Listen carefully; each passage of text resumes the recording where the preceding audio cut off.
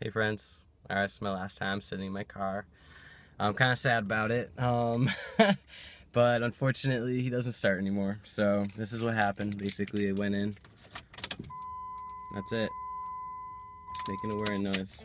Dead forever. So that's where I'm at now, and he's getting picked up for scrap metal right now. So I'm just waiting for the tow truck to come. So yeah. Bye Theo. I've loved you. It's been real. Hey y'all, so about 6 years ago, or exactly 6 years ago, since Facebook reminded me yesterday, I bought my 2004 yellow Dodge Neon and named him Theodore. He had 118,000 miles on him, and he only cost me about $3,000. So I knew when I bought him, he immediately needed about $1,000 worth of work in him.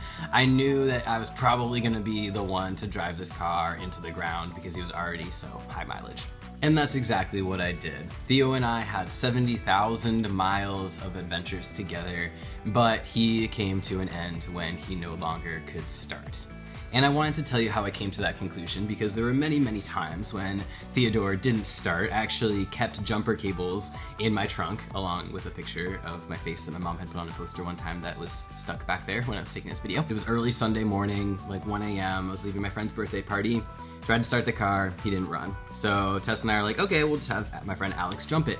So Alex jumps the car, and unfortunately, I realized while I'm doing this that, wait a second, the battery is working just fine. The starter's just spinning, so it's either the starter, maybe the alternator, could be something with the engine. I immediately put my hands up like this, and I knew, like, that was the end, because I told myself 4 months ago, next time that he does not physically start moving, it's actually not worth the cost of even towing him to the mechanic to see what's wrong with him. As you can see, my car has rust. He's got stickers all over him. But basically, as you can see, the car, in a best case scenario, is worth about $63. I got an estimate because he's actually in poor condition, though Kelly Blue Book will only tell you what the fair condition is, that he would pretty much be worth about $60 to $80 considering all of the issues that he had, which included that someone rear-ended me 3 months ago in a hit and run, and so therefore replacing his entire exhaust system, including the catalytic converter,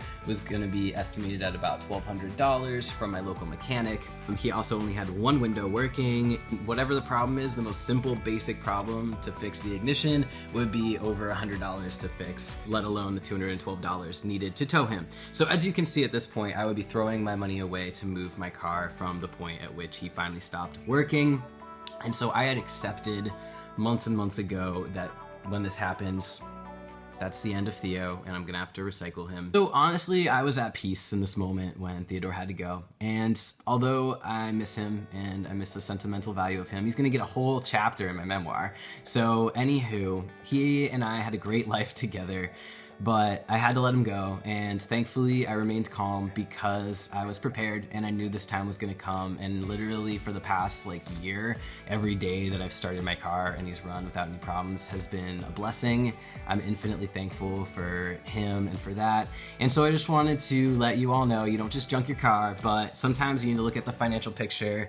And even with all that love and memories, and he's yellow, even with all that, making an educated decision based on what's in front of you. So without further ado, this is me saying goodbye to Theodore. Bye, baby. And moving on with my life in peace and being at peace with it. So.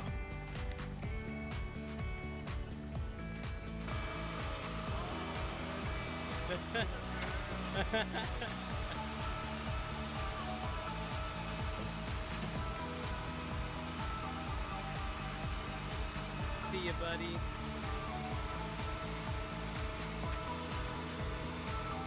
It's been real.